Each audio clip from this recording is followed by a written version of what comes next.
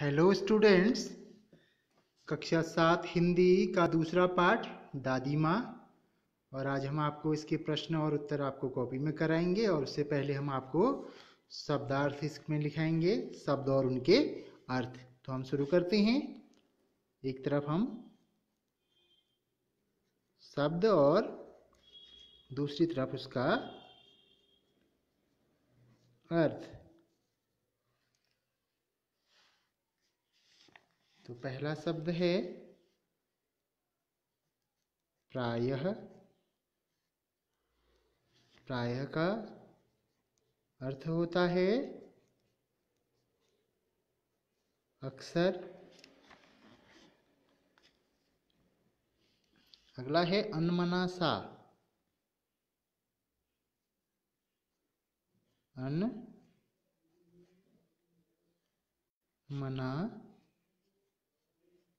सा यानी बेचैन या दुखी भी आप इसको कह सकते हैं। बेचैन।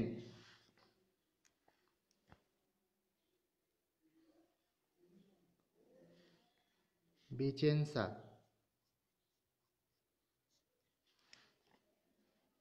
प्रतिकूलता।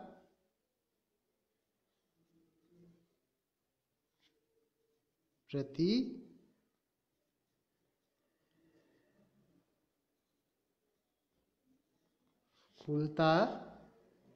स्थिति के विपरीत।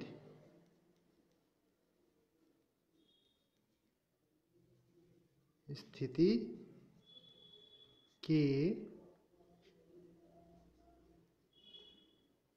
विपरीत। स्थिति के विपरीत। फिर से ध्यान से देखिएगा। प्रायः, अक्सर, अनमना सा, बेचैन सा, प्रतिकूलता, स्थिति के विपरीत। शीत।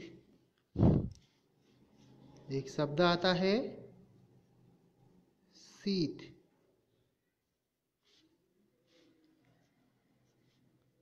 शीत का अर्थ है ठंडी। शीत का अर्थ ठंडी। स्वच्छ।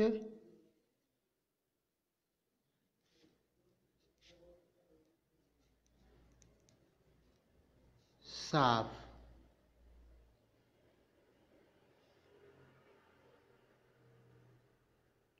धुंधली।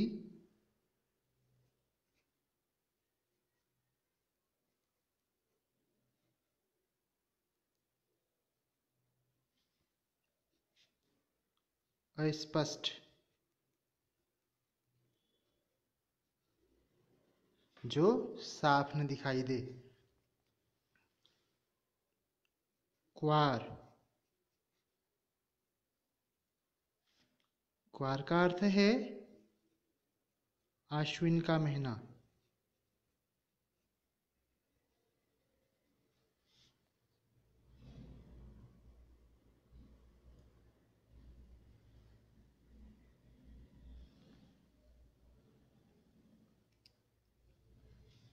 विचित्र गंध।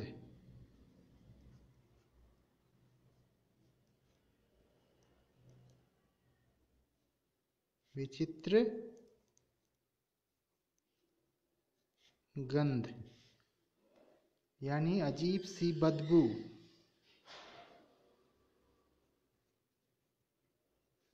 अजीब सी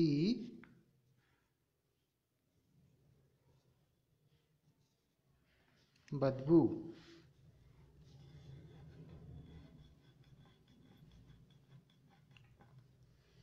ज्वर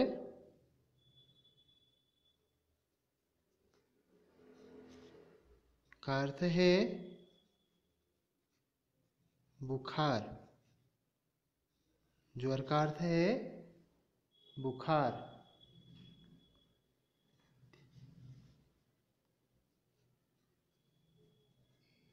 सध्य।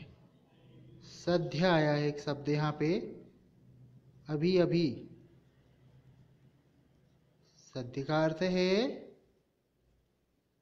अभी, अभी। अदृश्य,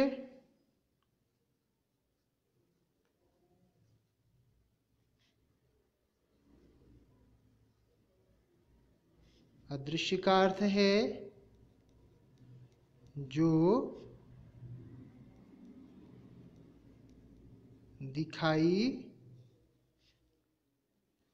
न दे, जो दिखाई न दे। सरसाम,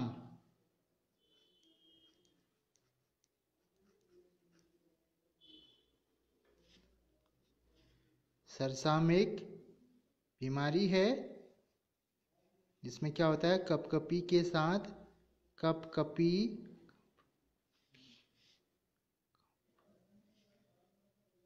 के साथ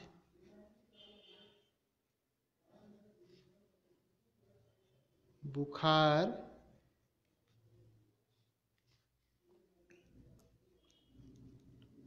आना, कपकपी के साथ बुखार आना। महामारी और विसूचिका, महामारी और विसूचिका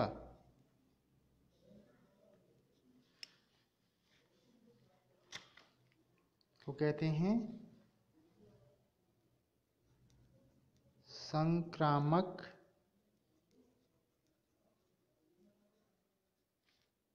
रोग या हैजा। संक्रामक रोग या हैजा।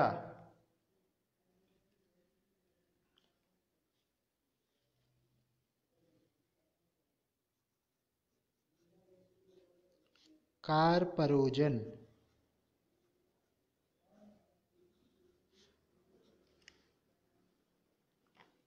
कार्परोजन का अर्थ है कार्य प्रयोजन।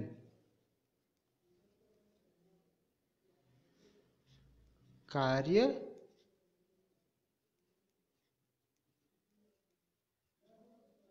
प्रयोजन। विलंब,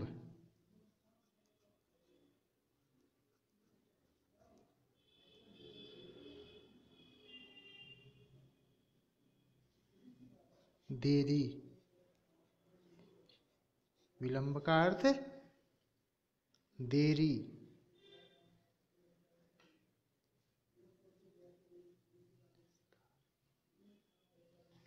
निस्तार,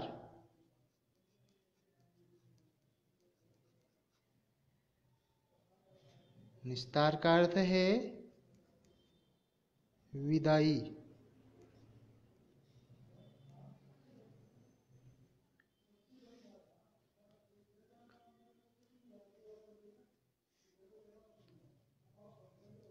निक्षार,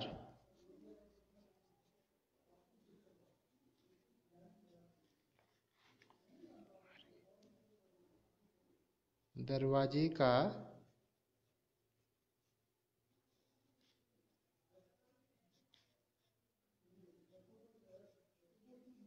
मार्ग, दरवाजे का मार्ग। अभिनय,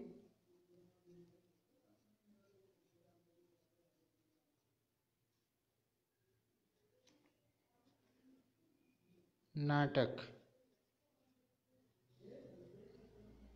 अभिनय नाटक।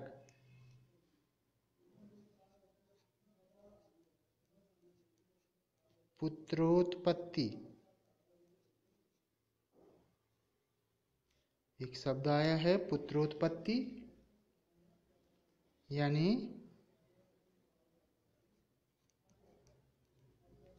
पुत्र का जन्म, पुत्र का जन्म।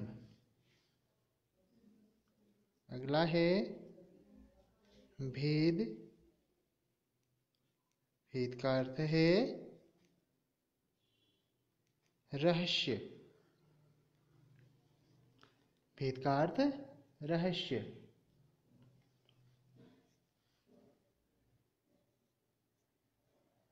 डामाडोल,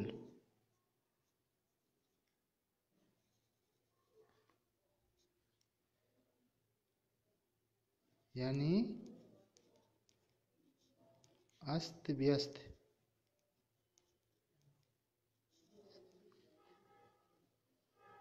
डामाडोल यानी अस्त व्यस्त। स्नेह कतार,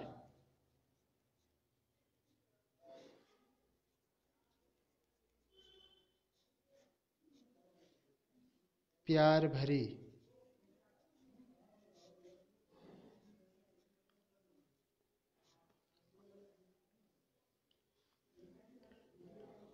अगला है विलीन। विलीन का अर्थ है खोना यानी खो जाना।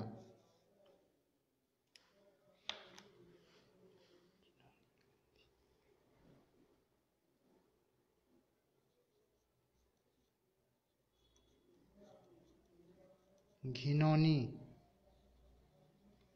घिनौनी का अर्थ है गंदी या बुरी।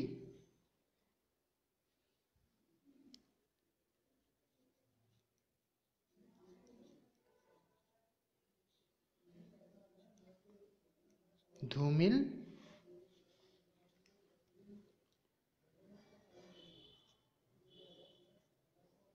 धुंधली।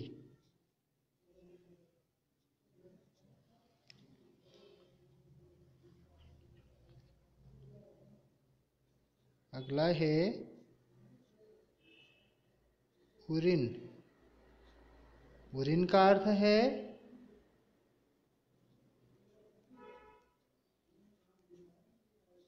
ऋण मुक्त। उरिन का अर्थ ऋण मुक्त। तो यहाँ पे इस पाठ के शब्द और अर्थ आपको करा दिए हैं। आप इनको ध्यान से देखिएगा। एक बार फिर से मैं इनको दोहरा रहा हूँ। प्रायः, अक्सर, अनमना सा, बेचैन सा, प्रतिकूलता, स्थिति के विपरीत, शीत, ठंडी, स्वच्छ, साफ, धुंधली, अस्पष्ट, क्वार, आश्विन, विचित्र गंध, अजीब सी बदबू, ज्वर, बुखार, सद्य, अभी अभी, अदृश्य, जो दिखाई न दे, सरसाम, कपकपी के साथ, बुखार आना, महामारी या विसूचिका, संक्रामक रोग या हैजा, कारपरोजन, कार्यप्रयोजन, विलंब, देरी, निस्तार, विदाई, निक्षार, दरवाजे का मार्ग, अभिनय, नाटक, पुत्रोत्पत्ति, पुत्र का जन्म, भेद, रहस्य, डामाडोल, अस्त व्यस्त, स्नेह कतार, प्यार भरी, विलीन, खोना, घिनौनी, गंदी या बुरी, धूमिल, धुंधली, और उरिन यानी ऋण मुक्त। तो यहाँ पे ये आपको शब्द अर्थ लिखाए गए हैं। इसके बाद अब हम इसमें के प्रश्न और उत्तर आपको कराएंगे कहानी से। कहानी से हमारा पहला प्रश्न है,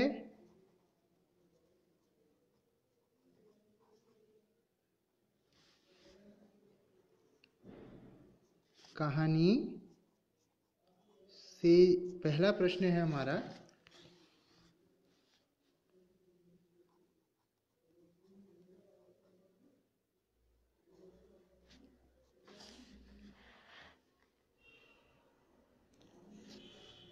लेखक को अपनी दादी माँ,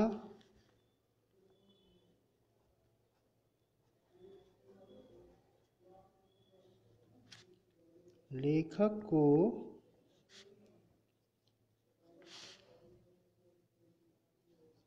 अपनी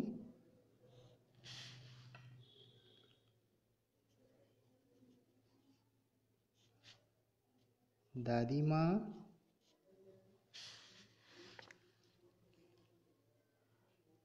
की याद के साथ साथ की याद के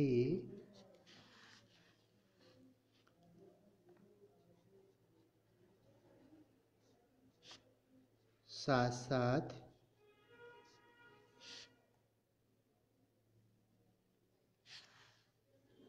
बचपन की ओर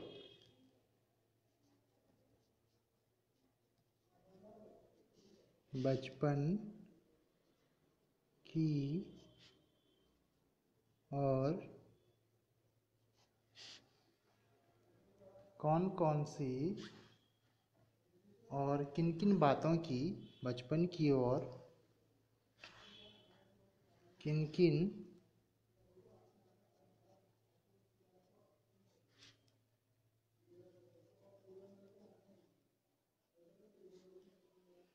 किन किन बातों की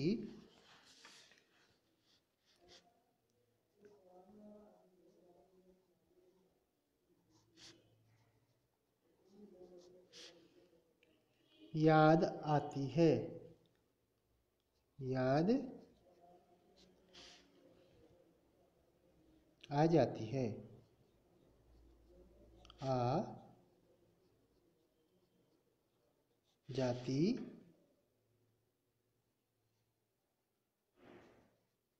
है। तो इस प्रश्न को फिर से आप देखिएगा।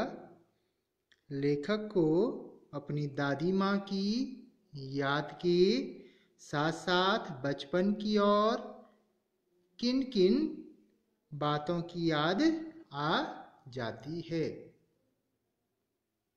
इसका उत्तर हम लिखेंगे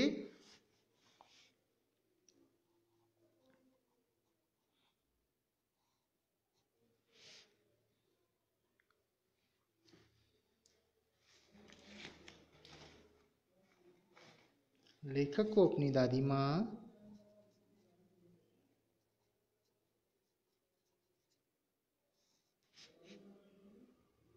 लेखक को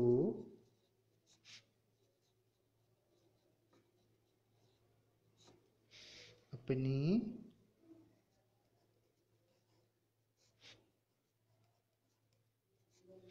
दादी माँ की याद के साथ साथ की याद के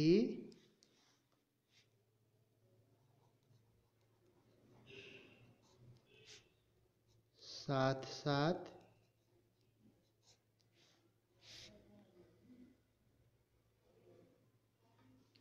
क्वार के यानी आश्विन के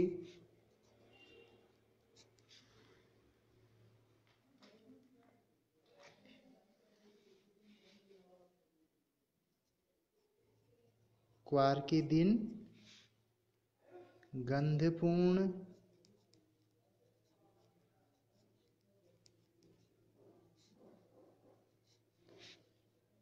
झाग भरे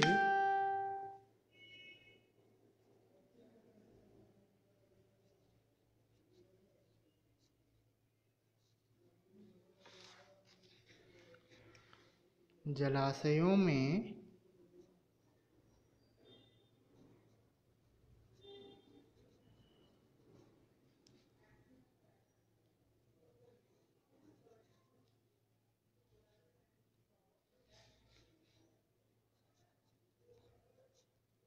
जलाशयों में लड़कों का छलांग लगाना या कूदना, लड़कों का कूदना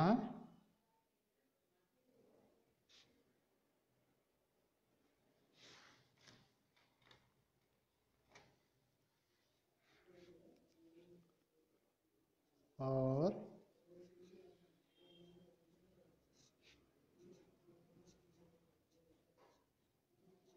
बचपन के ज्वर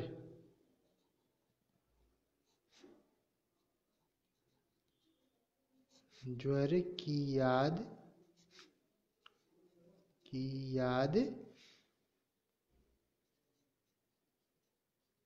आती है। एक बार फिर से इसका अर्थ देखते हैं। लेखक को अपनी दादी माँ की याद के साथ साथ क्वार के दिन गंधपूर्ण झाग भरे जलाशयों में लड़कों का कूदना और बचपन के ज्वर की याद आती है। आप अच्छी राइटिंग में सारे प्रश्न और उनके उत्तर नोट करेंगे। उसके बाद अगला प्रश्न है,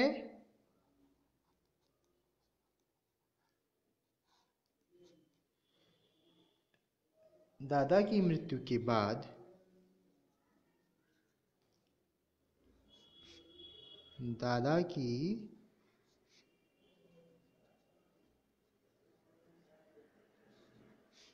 मृत्यु के बाद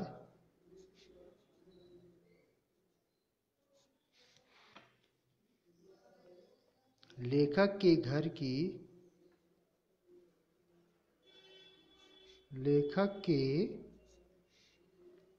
घर की आर्थिक स्थिति,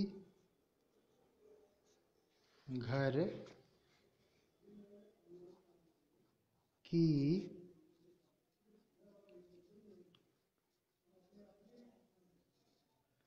आर्थिक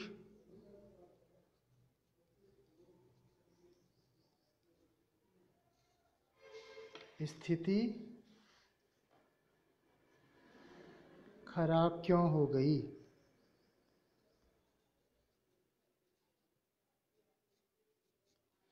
खराब क्यों हो गई थी? खराब क्यों हो गई थी? प्रश्नवाचक चिन्ह। प्रश्न को फिर समझ लीजिए। दादा की मृत्यु के बाद लेखक के घर की आर्थिक स्थिति खराब क्यों हो गई थी? दादा की मृत्यु के बाद लेखक के घर की आर्थिक स्थिति खराब क्यों हो गई थी?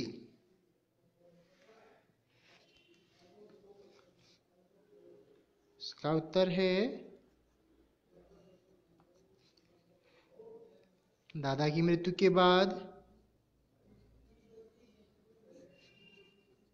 दादा की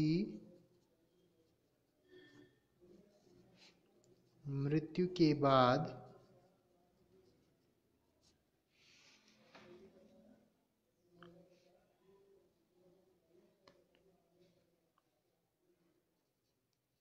उनके दोस्तों की शुभचिंता ने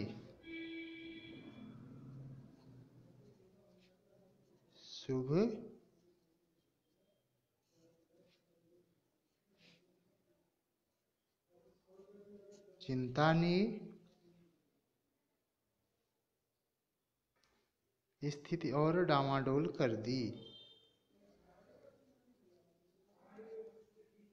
स्थिति और डामाडोल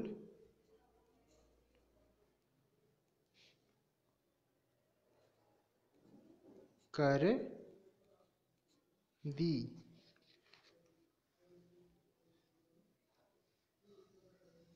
वे बाहर से शुभचिंतक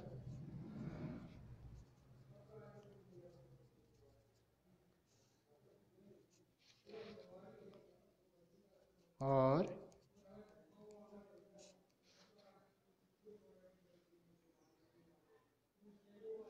भीतर से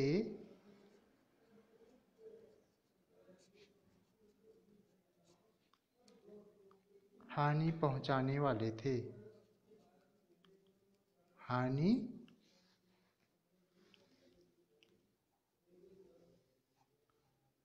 पहुंचाने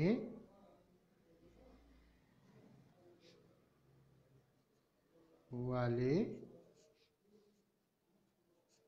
थे।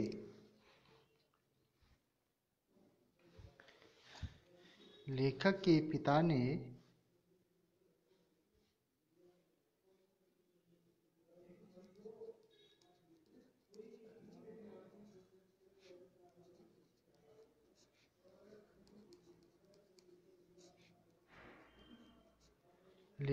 पिता ने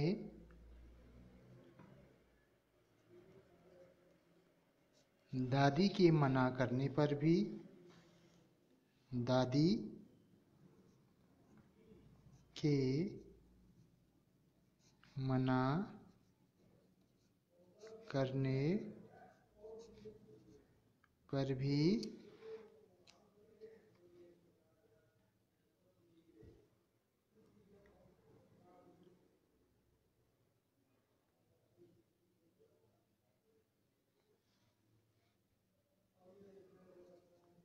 अधिक संपत्ति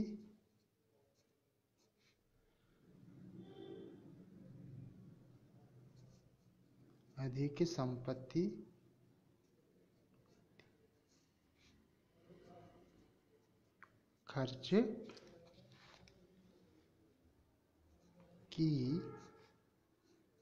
जिससे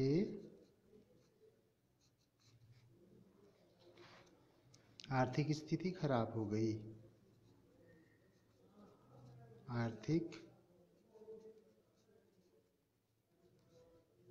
स्थिति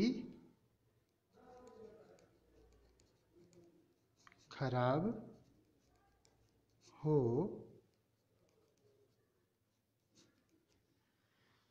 गई। तो यहाँ पे इसका उत्तर देख लेते हैं एक बार फिर से। दादा की मृत्यु के बाद उनके दोस्तों की शुभचिंता ने स्थिति और डामाडोल कर दी। वे बाहर से शुभचिंतक और भीतर से हानि पहुंचाने वाले थे। लेखक के पिता ने दादी के मना करने पर भी अधिक संपत्ति खर्च की, जिससे आर्थिक स्थिति खराब हो गई। इसके बाद अगला प्रश्न है,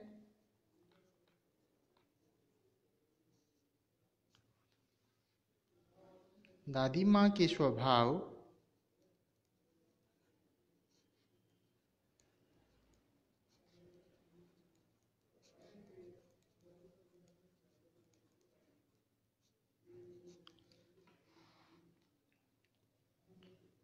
का कौन सा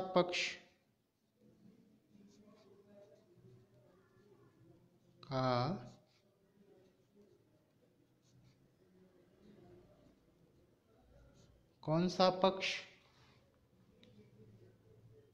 आपको सबसे अच्छा लगता है?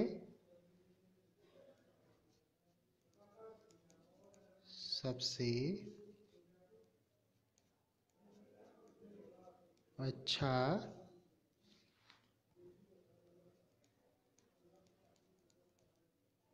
लगता है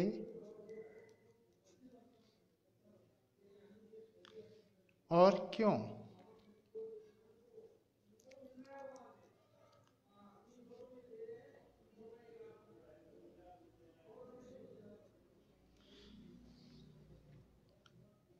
दादी माँ के स्वभाव का कौन सा पक्ष आपको सबसे अच्छा लगता है और क्यों?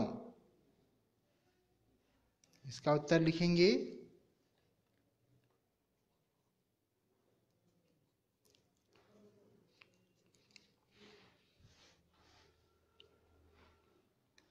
दादी माँ के स्वभाव दादी माँ के स्वभाव का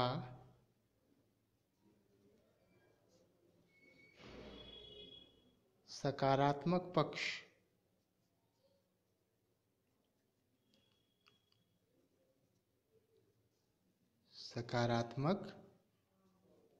पक्ष हमें अच्छा लगता है। हमें अच्छा लगता है।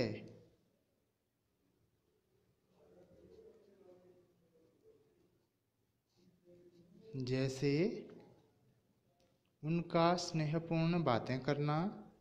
नंबर को उनका स्नेहपूर्ण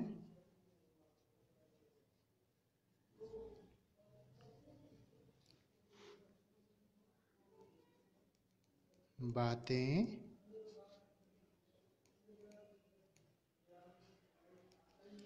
करना। नंबर ख दूसरों की सहायता हेतु तत्पर रहना। दूसरों की सहायता के लिए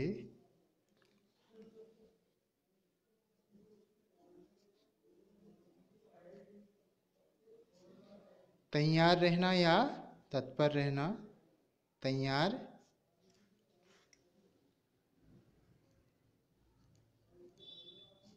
रहना। नंबर ग बीमारी के समय अच्छे से देखभाल करना।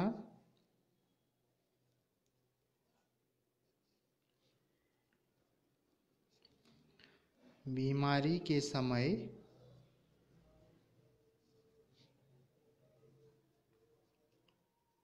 अच्छे से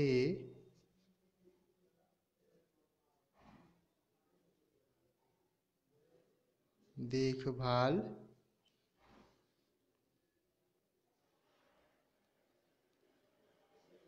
करना। और घ है भविष्य हेतु या भविष्य के लिए। भविष्य के लिए चीज़ों को संभाल कर रखना। चीज़ों को संभाल कर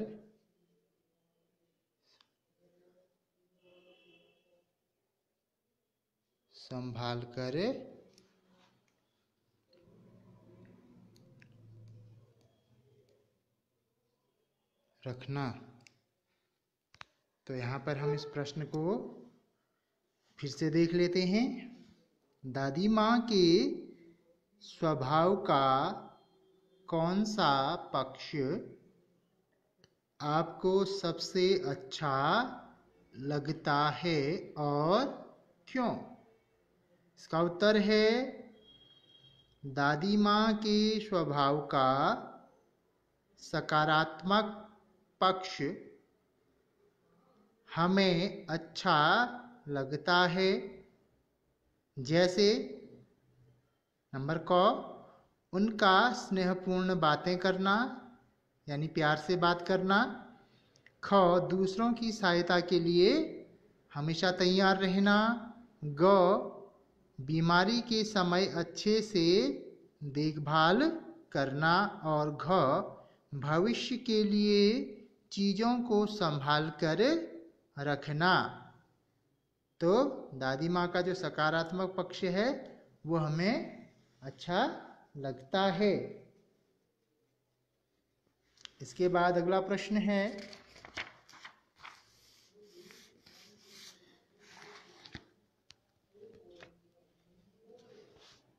कहानी से आगे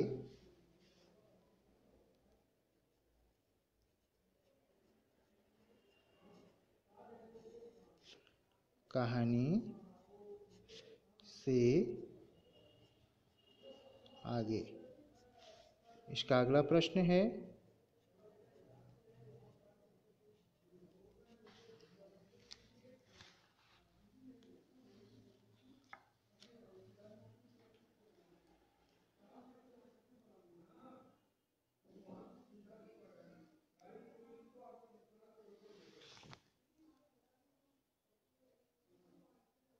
इन महीनों में मौसम कैसा रहता है, लिखिए।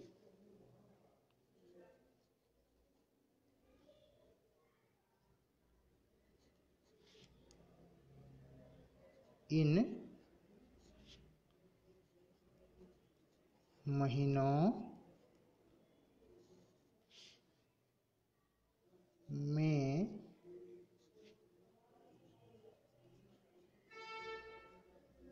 मौसम कैसा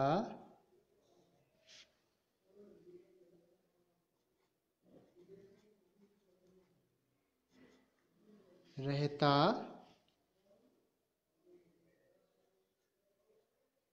है, लिखिए।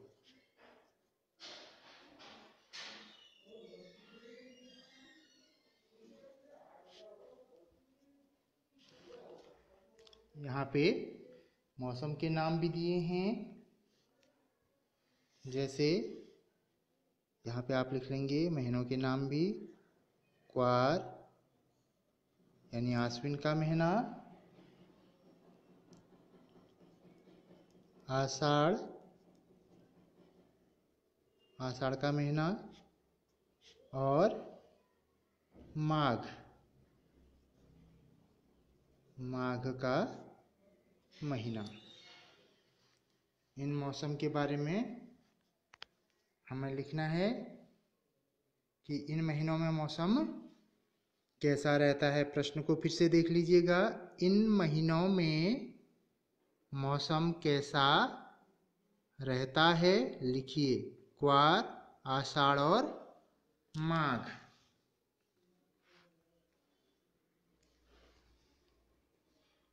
अब इसका उत्तर लिखेंगे। सबसे पहले क्वार डैश करके लिखेंगे। क्वार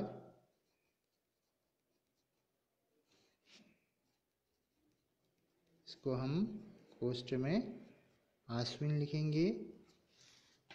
क्वार आश्विन का महीना, आश्विन का महीना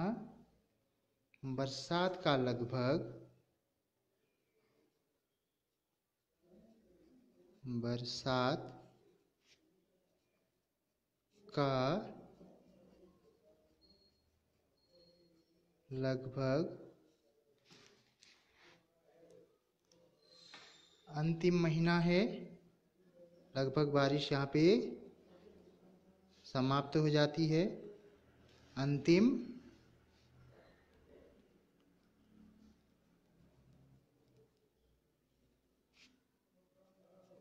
महीना है। इसमें आसमान साफ, इसमें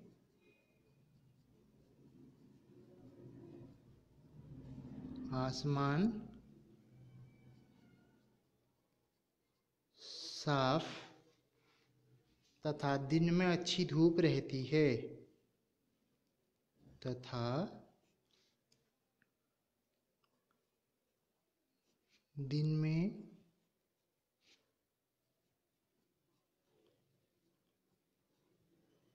अच्छी धूप रहती है। एक बार फिर से इसके उत्तर को समझते हैं। क्वार यानी आश्विन का महीना। क्वार आश्विन का महीना बरसात का लगभग अंतिम महीना है। इसमें आसमान साफ तथा दिन में अच्छी धूप रहती है। ध्यान से आप इसके उत्तर को देखिए और उसको कॉपी में नोट कीजिए। इसके बाद अगला महीना है आषाढ़।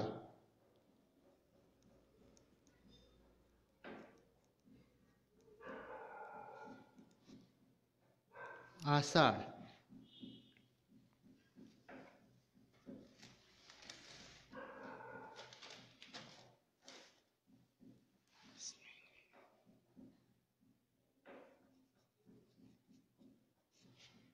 इस महीने में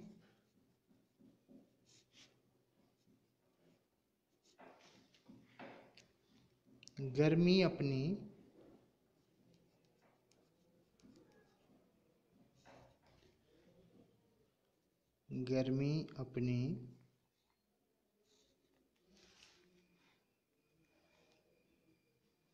अंतिम अवस्था में होती है। अंतिम अवस्था में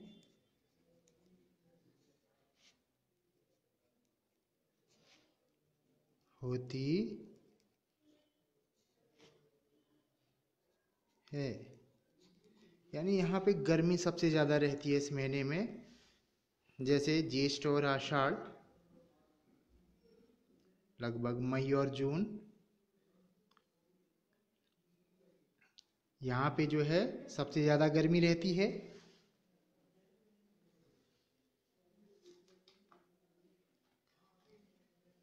और यहाँ पे बारिश भी होती है। बारिश का मौसम शुरू हो जाता है, मानसून यहाँ पे आ जाता है। तो बरसात के कारण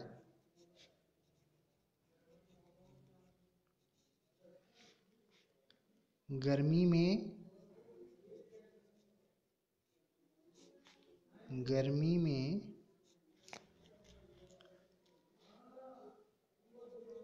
अत्यंत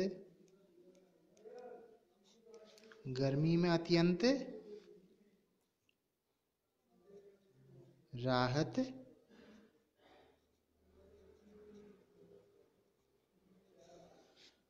मिलती है। गर्मी में अत्यंत राहत मिलती है।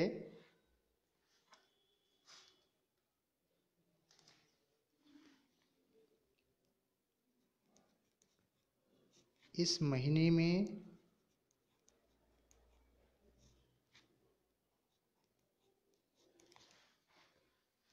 बरसात की शुरुआत हो जाती है।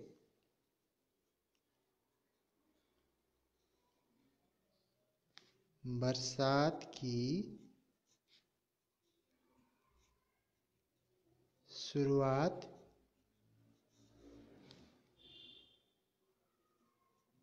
हो जाती है। तो यहाँ पे एक बार अब आषाढ़ जो इस महीने में क्या होता है देखिए। इस महीने में गर्मी अपनी अंतिम अवस्था में होती है।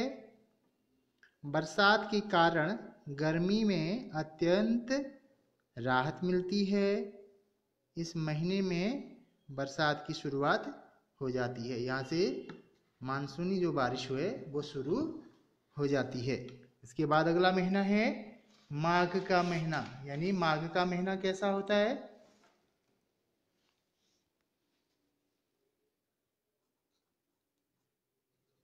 माघ कैसा होता है? माघ का महीना सबसे ज्यादा ठंडा। तो माघ के महीने में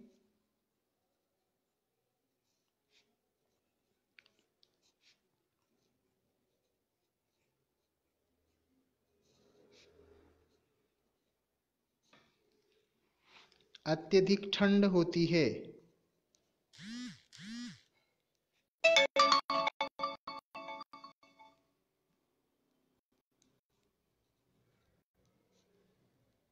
अत्यधिक ठंड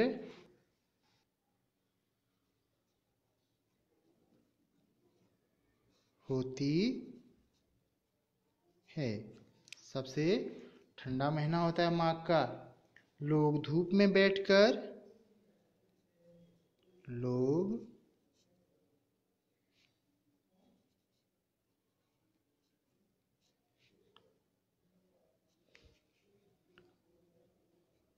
धूप में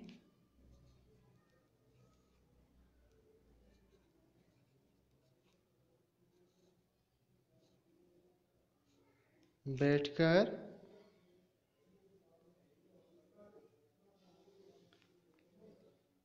इसका आनंद लेते हैं। इसका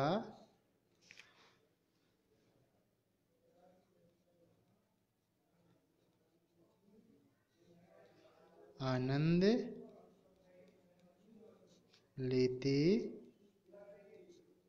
हैं।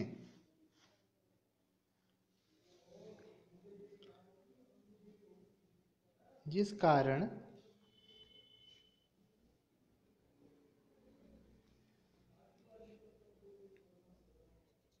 इस महीने में, यहाँ पे लिखेंगे हम, इस महीने में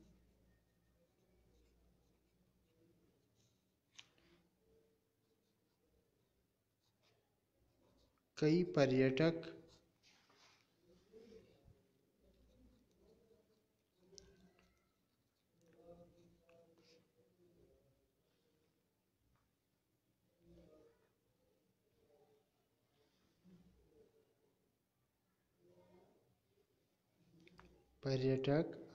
आकर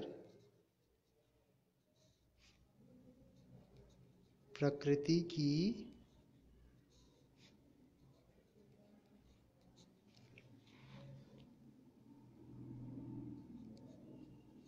सुंदर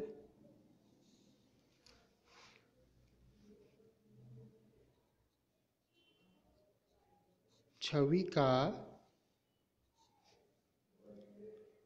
आनंद उठाते हैं। आनंद उठाते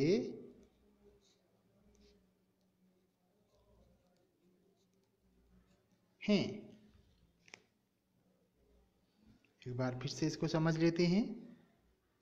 माघ का जो महीना है, माघ के महीने में अत्यधिक ठंड होती है। लोग धूप में बैठकर इसका आनंद लेते हैं। इस महीने में कई पर्यटक आकर प्रकृति की सुंदर छवि का आनंद उठाते हैं। तो यहाँ पे ये 3 महीने यानी क्वार, आषाढ़ और माघ, ये इन महीनों में मौसम कैसा रहता है इसके बारे में आपको यहाँ पे लिखाया। आपको ध्यानपूर्वक एक बार फिर से इन प्रश्नों को आपको दोहरा देता हूँ। इन महीनों में मौसम कैसा रहता है, लिखिए क्वार, आषाढ़ और माघ। तो क्वार में आपको लिखाया था, क्वार अश्विन का महीना बरसात का लगभग अंतिम महीना है। इसमें आसमान साफ तथा दिन में अच्छी धूप रहती है। अगला आषाढ़, इस महीने में गर्मी अपनी अंतिम अवस्था में होती है। बरसात के कारण गर्मी में अत्यंत राहत मिलती है। इस महीने में बरसात की शुरुआत हो जाती है। इसके बाद अगला है माघ का महीना। माघ के महीने में अत्यधिक ठंड होती है। लोग धूप में बैठकर इसका आनंद लेते हैं। इस महीने में कई पर्यटक आकर प्रकृति की सुंदर छवि का आनंद उठाते हैं।